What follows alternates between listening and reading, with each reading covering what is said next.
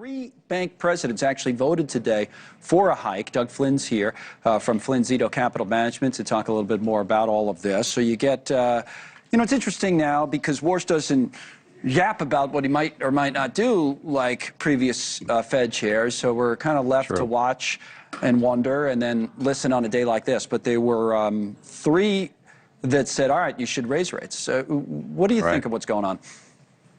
Yeah, I think what it tells us is that he wasn't willing to surprise the market, if you will, with raising rates right now based solely on oil prices. And I mean, we have to be clear that, inflation, tariffs, oil prices, those kinds of things are really important. But I think what he's basically saying is, we're not hiking today, but we're going to see how it goes throughout the summer because the next meeting isn't for 2 months. It's in September. And so we'll see how that goes. And so if inflation accelerates from here or stays high, then a hike is absolutely on the table. So look, raising interest rates today doesn't produce more oil or help, clear the strait. So there wasn't going to be any immediate help from doing that. So you really need to have a good reason to do it. And so we'll just push that off. But if it stays like this, September's clearly on the table for a rate hike. All right. Stock market was already having a rough day before the decision became public. It's having a particularly rough day even after, with the Dow down by 2%. So some might say what we're in now is some sort of a pause in a cycle. But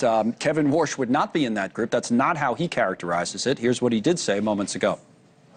So I wouldn't characterize what we did as anything like a pause. I would characterize what we did as a rigorous review of the economic situation. I would characterize what we did as a review of the big hard questions, and I'd characterize it as a view of what our own homework is to try to resolve those questions in the period ahead. Let's talk about it with his own words. So he says, all right, we got some homework here. We got to resolve these questions. What are the questions? I guess inflation and...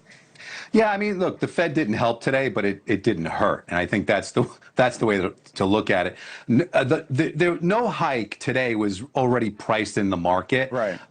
And so, that was already there. But the bigger problem is clearly oil prices and inflation, of course, and the whole AI trade sort of selling off. And even though it's going to other places, that's also a problem. So I think investors really turned their worry away from today, once we got clarity here, over to September again. I think that's really it. And then September, as you might know, is the worst percentage month of the year for the markets in general. So you're kind of going into that weaker part of the year. You have this backdrop. You don't have the clarity. I think he wants to, overall, I think he wants to stay as an inflation hawk right now, so he gets that credibility. But ultimately, if things do settle down, we can not do that and eventually lower. So consumers kind of won from the standpoint of they're not going to pay more immediately, because a rate hike clearly means interest rates on mortgages and indirectly, and credit cards and auto loans are clearly going to go up. So at least they're not going up right now. So that's a help in a roundabout way, if you will. We'll take it as a win for consumers and a loss in the near term today for investors. Thank you, Doug.